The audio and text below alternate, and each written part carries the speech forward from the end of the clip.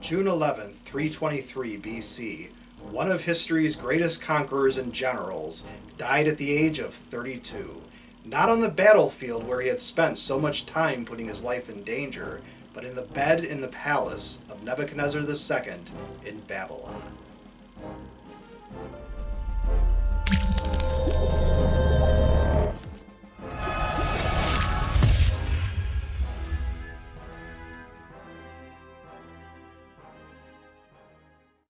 The facts surrounding the death of Alexander the Great are somewhat muddled for so great a personage, but the reality is that the written historical accounts we have of the Macedonian king date from many decades after his death. How much of his legacy is fact and how much is legend is impossible to determine, although of course we know for sure that he lived and who he was from coins and other physical evidence. Some accounts have Alexander, a hard-living, heavy-drinking man, drinking himself into a stupor from which he never recovered, becoming ill and dying a couple weeks later from a fever. Others speculate that the great man was actually poisoned, usually by naming Antipater, a Macedonian general who had fallen out of favor, as the chief conspirator. Besides revenge for being demoted, another possible motive could be the desire of Alexander's men to stop expanding the empire through endless war and to get down to enjoying the spoils of war they already had. Some scholars have dismissed the idea of poison being Alexander's undoing, citing the unlikelihood that poison could have taken the 2 weeks of agony it took Alexander to die.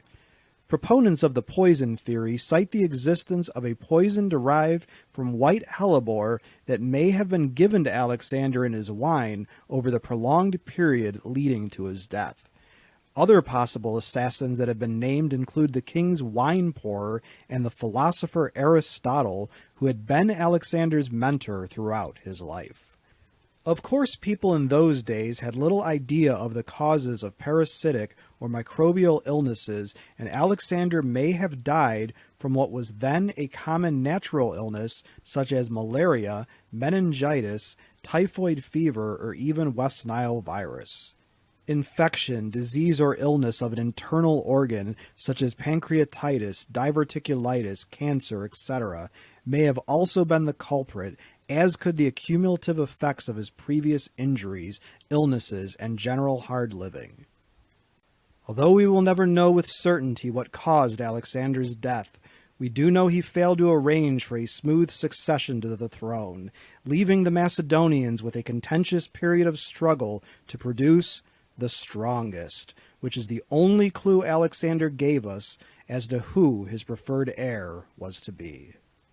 Without Alexander's firm leadership, the empire was divided into squabbling subdivisions. Although it is likely some propose the child of Alexander's wife Roxanne be made king, the generals and public officials wanted the throne for themselves, and there would be no lineal succession that would last.